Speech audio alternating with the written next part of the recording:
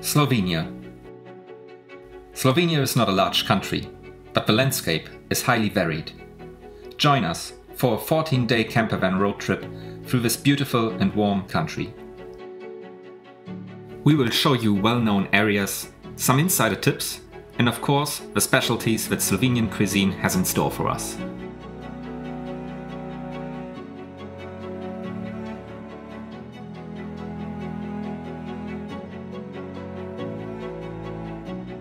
Welcome, we are Michelle and Daniel, Truffle and Helle.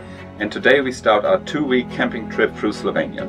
We start in the beautiful Bavarian city Brixenstadt, which is not very close to the Austrian border, but for people from the north of Germany like us, it's quite close. And here we have a very nice old town, and we will start our day with breakfast here and then see where we are going later. Our route to Slovenia takes us through the Mülbach Valley in Austria.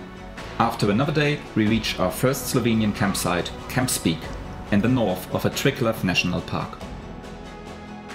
While we were resting from the journey, we could catch the first view of the Triglav mountain massif from the camp. The campsite is an ideal starting point for our activities of the next 2 days. The next day, a short hiking trail leads us through the forest at the Zelenki Nature Reserve. At its end, a bog region with deep blue and clear water awaits us. Locked walkways allow visitors to marvel at the underwater springs, fish and local bird life, even from a wooden tower.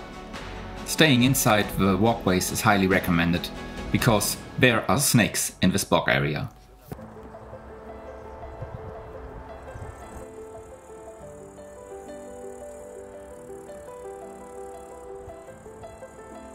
As with most places in Slovenia, and in fact all over the world, it is recommended to visit them either very early in the morning or late in the evening. This way you can enjoy nature without crowds of visitors, and you have enough time for photography or simply calming down. In the evening we visit a restaurant near our campsite. We enjoy local Slovenian ham, sausage and cheese dishes. And whoever came up with the idea of stuffing calamari with cheese and ham was a genius. Not to forget palatschinken, a kind of pancake typical for Slovenian cuisine desserts. Later, on the way back to the motorhome, the weather changed and heavy rain started. Unfortunately, for a whole day. We made the best of it. We drank coffee, repaired a seal in the bathroom, did last work in the home or better camper office, while the previously crystal clear and blue river at the campsite became a raging brownish stream.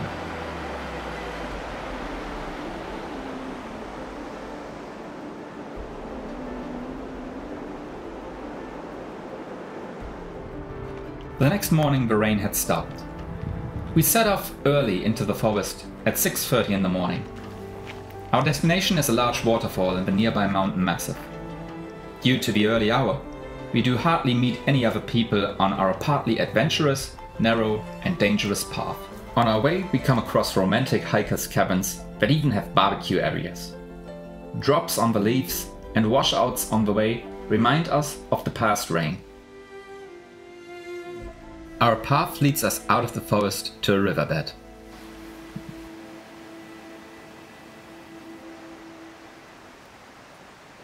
In this riverbed and on the surrounding rock faces, hikers have built countless stone pyramids.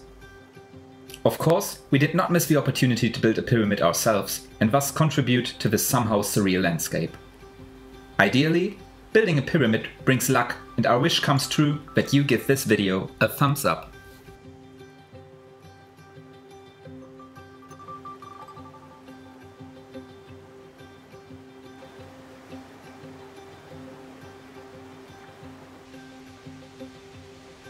The gorge becomes narrower and narrower, and small, steep stairs and trails lead us over locks and bridges closer to the waterfall.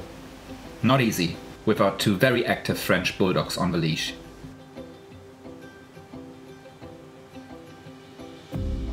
Even though we were afraid at times that we would be hit by falling rocks or slip off the path, the climb to the waterfall was worth it. Just as we arrived, the sun came out and bathed the mountain, forest and water in a warm morning light.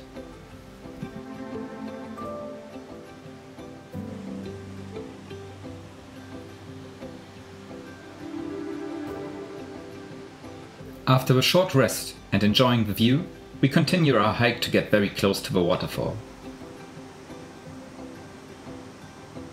To the left and right of the path, clear mountain water emerges from the mountains everywhere. After the sweaty climb, this is a welcome refreshment, not only for Trüffel and Pelle.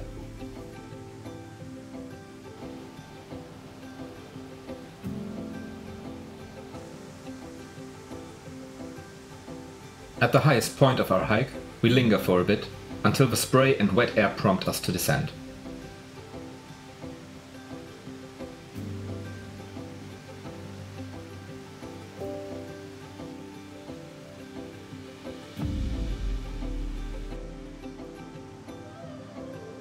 On our way down, back to the camp, Michelle consciously confronts her fear of heights.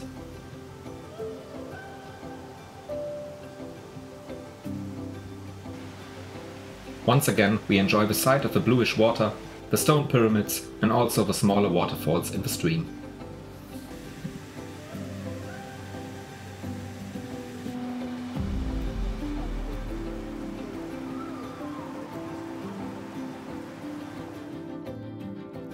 In the afternoon, our next stop is Lake Jasna, in the Kranjska Gora region. This man-made lake amazes with its deep green bluish water. The outflow of the lake, over various cascades and through rocks, then flows into the Hishnika River.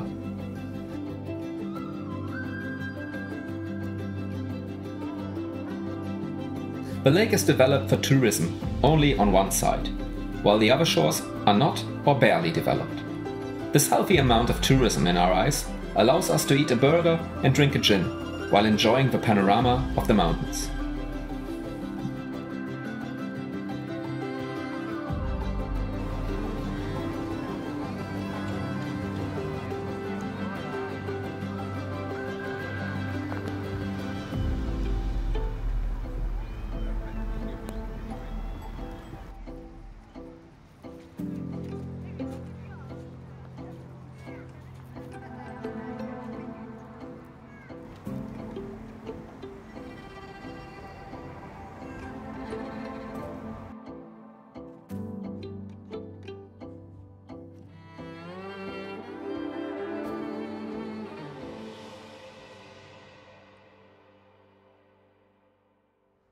Finally, our day ends at the river camping campsite on Lake Bled.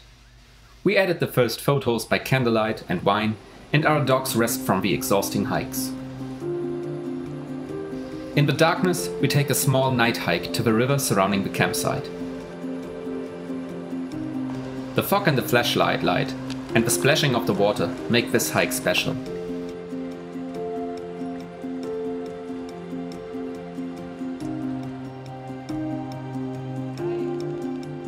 In the woods along the river, swings are hung in the trees. It's quite an interesting feeling to use such a high swing in the dark, but it really was fun. To avoid the traffic chaos, we took a cab into the town the next morning and hiked from the western side of the lake across the southern shore back towards Bled. Lake Bled is quite crowded in the summer. And that was one of the reasons why we were somehow at war with Lake Bled. The island and the lake, the many wooden boats and the clear water are visitor magnets. And of course worth a photo or drone shot. Stand-up paddling is very popular here too, even with a dog on the board. But our two hooligans were not too keen on the idea, and so we confined ourselves to hiking. We would have loved to find a bar or a cafe on the way to have something to drink in between, but the offer was limited. Finally in Bled, we stopped at a charming little cafe. If there's one thing we like about Slovenia, it's how open-minded Slovenians are about our dogs. They were welcome everywhere, whether in national parks, at sites or in restaurants. This is especially obvious in the fact that the dogs are always given water, even before you hold a menu card in your hand. We took one last look at the island and the castle of Bled, and then relied on a tip from our cab driver, who drove us to the neighboring municipality of Radovljica.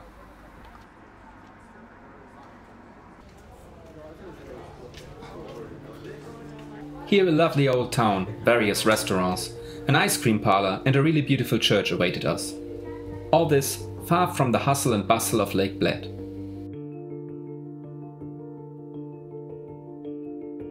In addition to this lovely village, an errant swarm of bees awaited us at the town hall, which also made the surrounding seats unsafe. We explored the small alleys, which still gave off heat from the midday heat, even in the afternoon. Somewhat hidden behind the church, we found a small museum in an old bunker, at which entrance door I excellently bumped my head.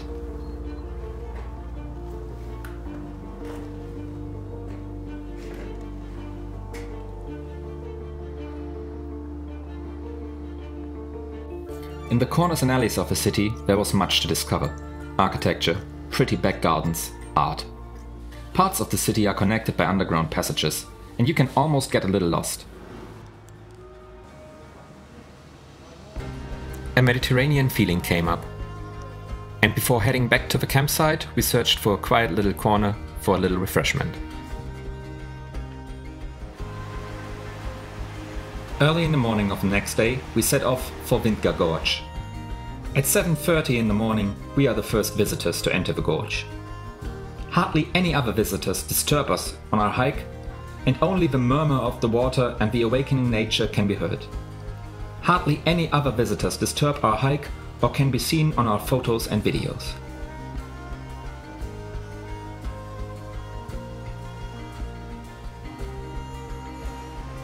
The path through the gorge is a one-way street. We walk along the river over wooden plank paths anchored in the rock and marvel again and again at the colorful coloring of the water. For photography enthusiasts, long exposure shots of the rapids are a great option.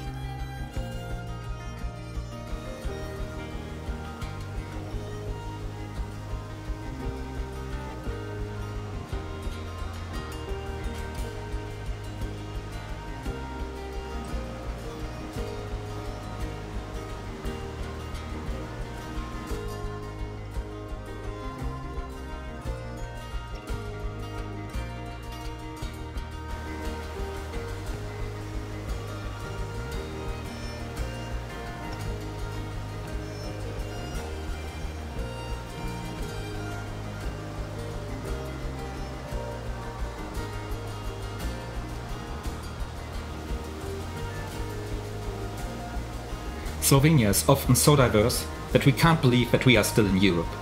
At times, nature gives us the impression of being in a completely different country.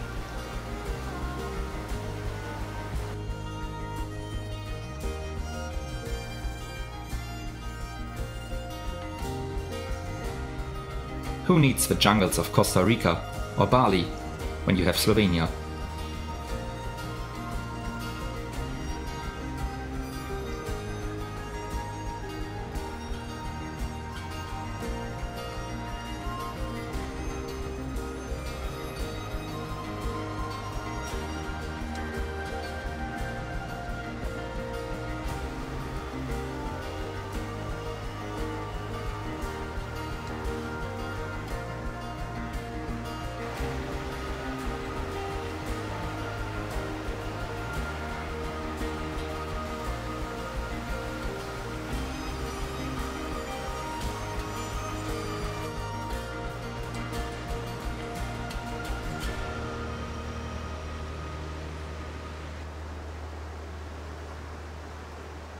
At the end of the gorge, our breakfast is waiting for us. With homemade cake and a good coffee, we take a break before we look at the waterfalls belonging to the gorge.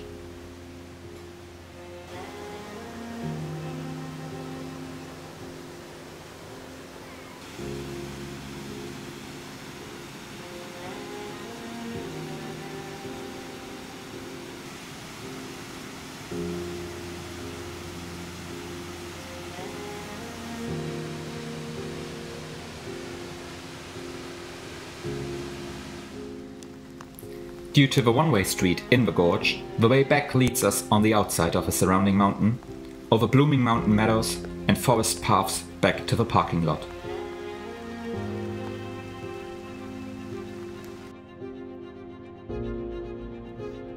We discover slow little companions, humorous signs and a chapel along the way.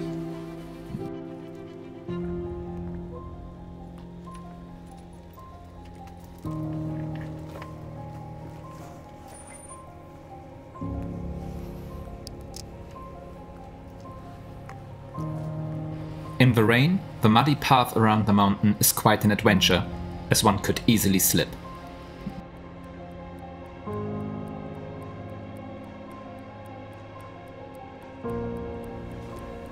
Thanks to our early visit to the Vintgar Gorge, we reach our next campsite before noon and grab a spot overlooking Lake Bohinj. There are no reservations or fixed pitches at this campsite. This is nice for spontaneous visitors like us, but towards evening it gets very crowded. We therefore recommend arriving at the campsite before 11 o'clock. When choosing a pitch, you should keep in mind the audacity of other campers who take the smallest free corner in the evening hours and thus block your view and driveway. We therefore built sunshades and camping furniture a little more spacious. On the campsite you will find a great restaurant, open to the sides but covered. Here you can find really good pizza with local ingredients and excellent craft beers from the breweries in the area. If you ask nicely, you can also take your beer to go to the lake.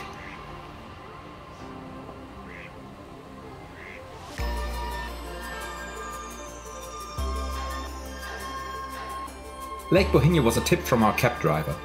Many Slovenians, just like us, find Lake Bled too crowded in the summer and prefer trips to Lake Bohinj instead.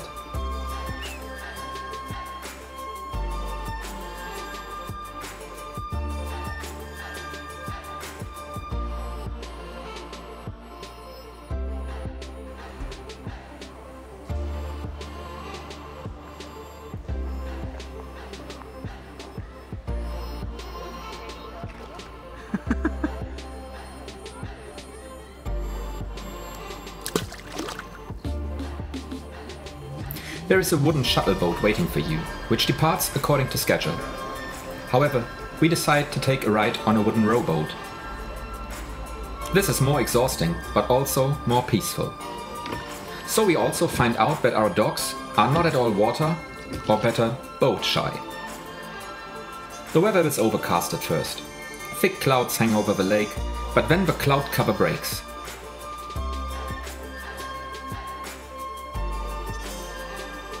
The sun shines, it becomes warm.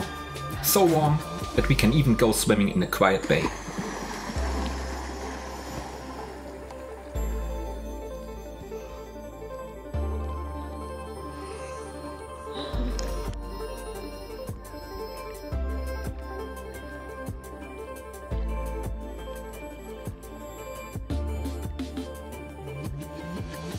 In the crystal clear water, we discover underwater plants and many different fish.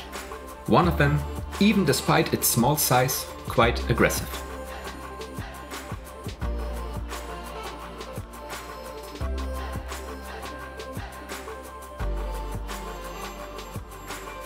After our return to shore and a short break, we hike a bit around the Bohinj Lake. Habt ihr noch Bock auf Wandern? Wollt ihr wandern? Wollt ihr noch wandern? Ob ihr noch wandern wollt? Ja? Alles klar. Gruppenzwang. Again, our walk leads us through fields, moss-covered forests, and along a river delta shimmering green in the sunlight.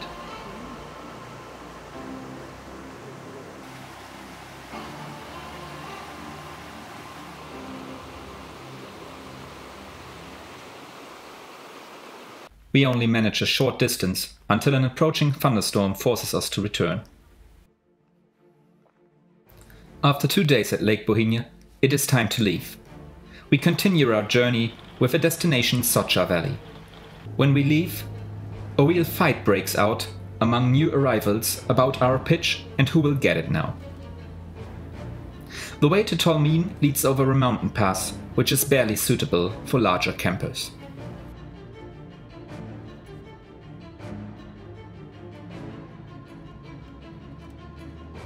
Well, this car is 7 meters long and weighs 4.5 tons approximately. And this is the absolute maximum for visiting Slovenia when you want to see the countryside and the mountains, because the corners are very narrow, very short. You often have to wait to let other people pass by, you have to drive back. And the weight of the car is another factor that limits you.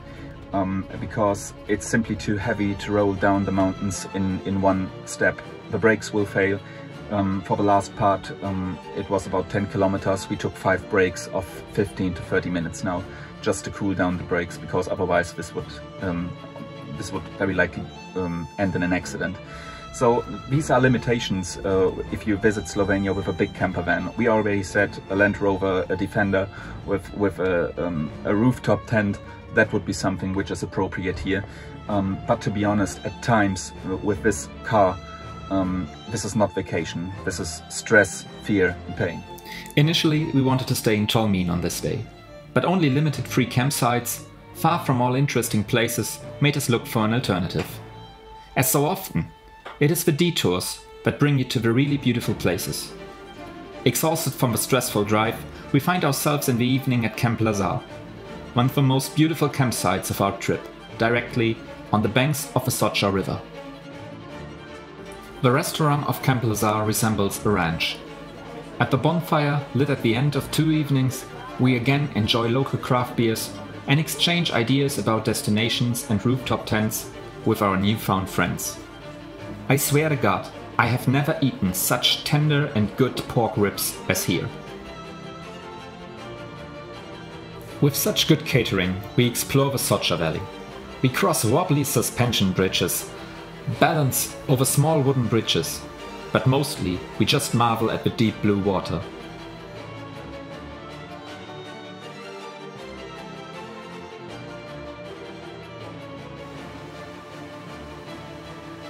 Whether from the shore or from the air, you just can't get enough.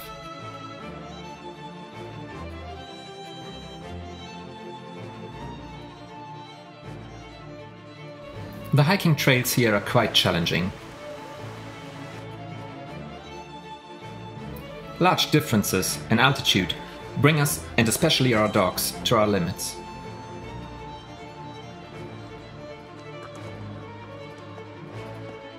After about an hour of hiking, we thought to ourselves, well, that escalated quickly.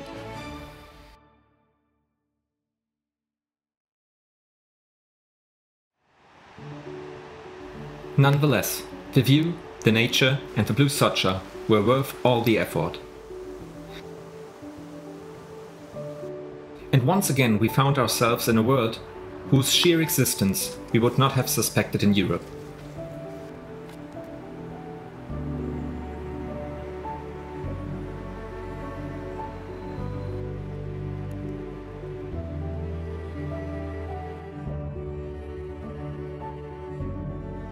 The green jungle of the Soča Valley overwhelmed us, and the tree trunk overwhelmed our drone.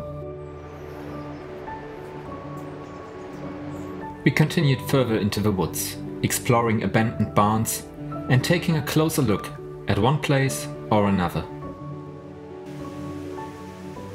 Finally, we reached another gorge that would lead us to the Kozjak Waterfall. Already on the way through the gorge to the waterfall, we were amazed by the once again clear water and the reflections of the sunlight on the rock walls thrown by it. The water makes you just want to go swimming. Millions of little tadpoles begin here in the quiet river sections the way into their frog life. At the end of the gorge, a light-flooded waterfall in a sandstone cave awaits us.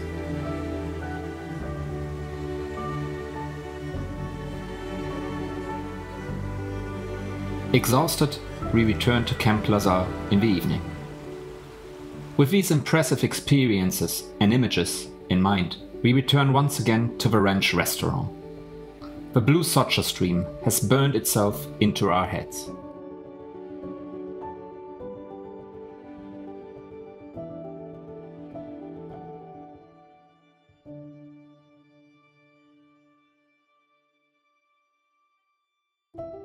Our further way leads us along the Soča towards the coast.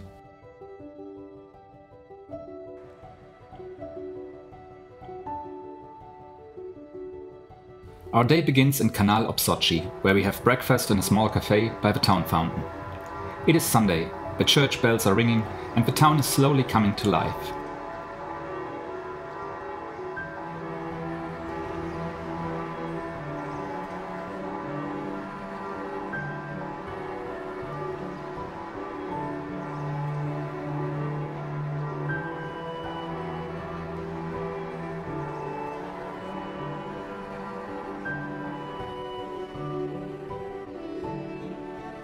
We stop at the Solkan Bridge later, one of the longest stone arch bridges for railroads in the world.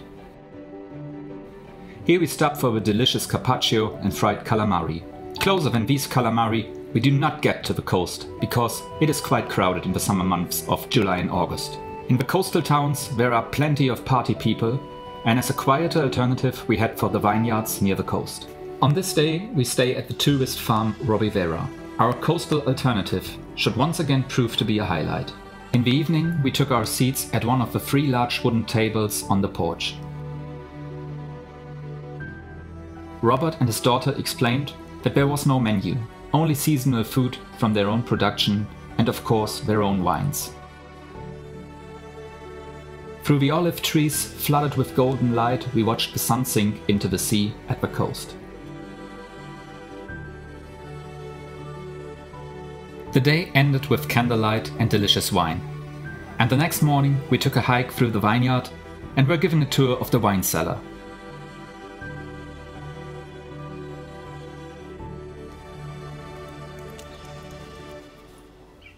Robert, your hospitality was exceptional. We will certainly return one day.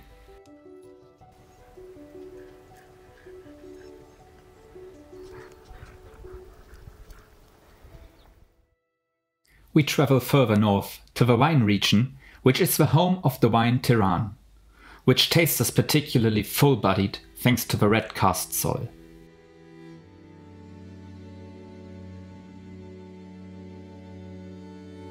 Where else should you be able to taste this wine specialty better than in the old mountain town of Stanjel? If you are in the area, it should be said that this wine goes perfectly with the cast ham, which is a local specialty here. With its steep and winding streets, gardens and church, this place reminds us of the French Mont Saint-Michel, only without the busloads of tourists.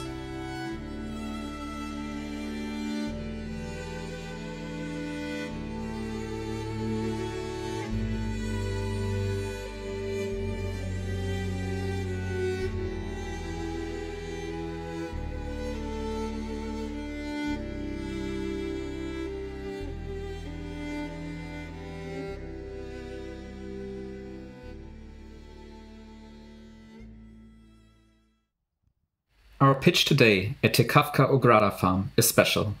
Where else can you stand with your camper in the middle of a flowering meadow with such a view of the sunset? Something told me this old barn would be a great scene to capture the Milky Way behind it, and my PhotoPills app proved me right. Luck and the constellations were on my side at 4:40 in the morning. I watched as thick clouds of fog drifted out of the forest across the fields. It was wonderfully quiet all around, and I felt the morning dew on my skin. Our visit to Lake Černica was kind of a fail, because the lake was simply gone. Later we read that the lake is completely dry in the summer. Sinkholes and some inhabitants prove that in the remaining months of the year you can find a huge lake area here.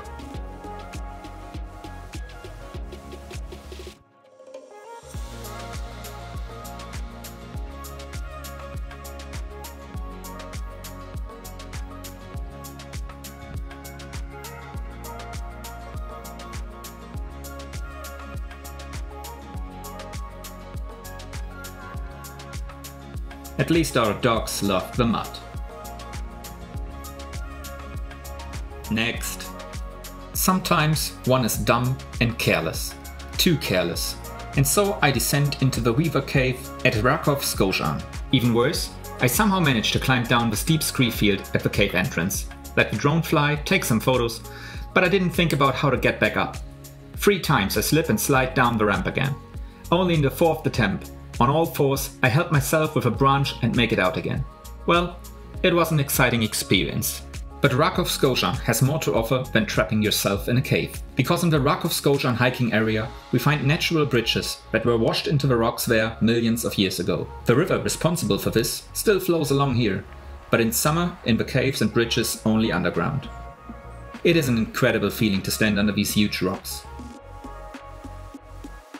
The not always flawless hiking trail signs are sometimes a challenge, but bring us to an old church ruin and countless clear watercourses.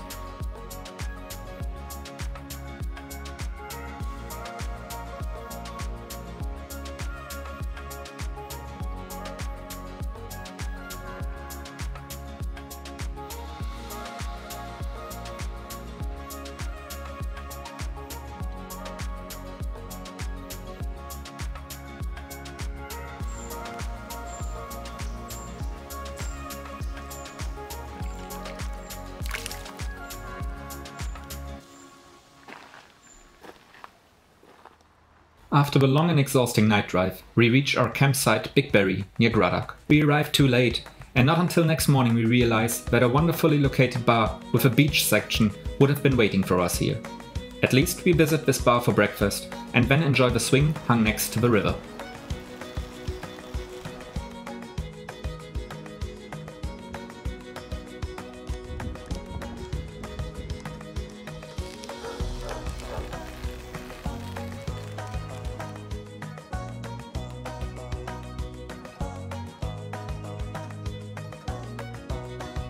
At the source is the Reka Krupa. A river rises from under a massive rock wall.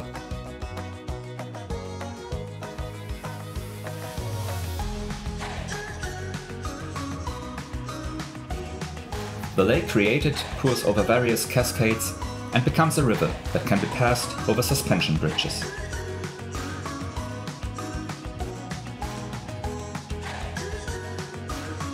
We marvel at the underwater plants and the idyllic tranquility of this place.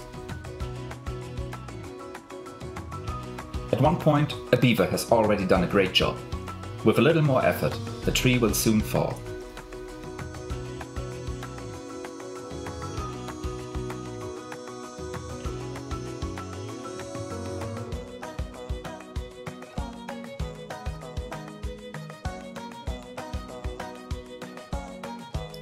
Towards afternoon, we reach the town of Zalec, further north. Here is a free camper van park, including electricity, water and disposal. The pitch is chosen rather functionally, because tonight we want to visit the beer fountain of Zalec. Before that, however, we strengthen ourselves in the pub Kolokbor with calamari and a really good burger. Truffle and Pelle are also well taken care of again and quickly find new friends with the waiting staff. Then finally we head for the beer fountain of Zalec. 2 times 6.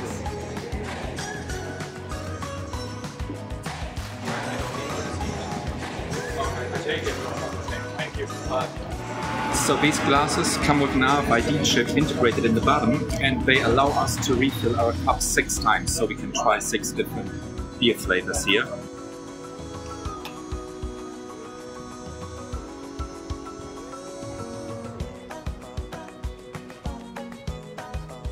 The beer fountain is centrally located in a small green park, and there are cozy seating areas available.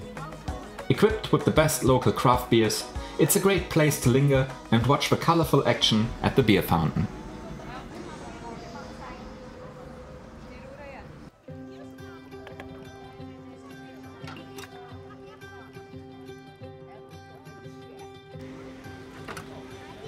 After so many delicious beers, we needed some variation, so the next morning we continued our journey to the wine region of Jerusalem.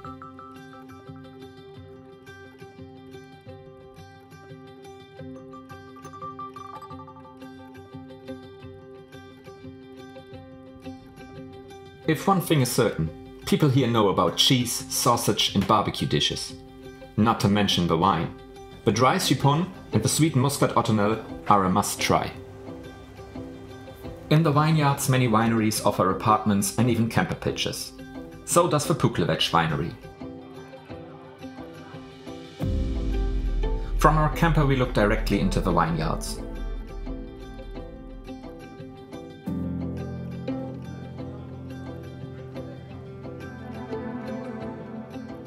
After the long tours of the last days, we rest here in the sun, appreciate the wine, enjoy the local food, edit some photos and just live for the day.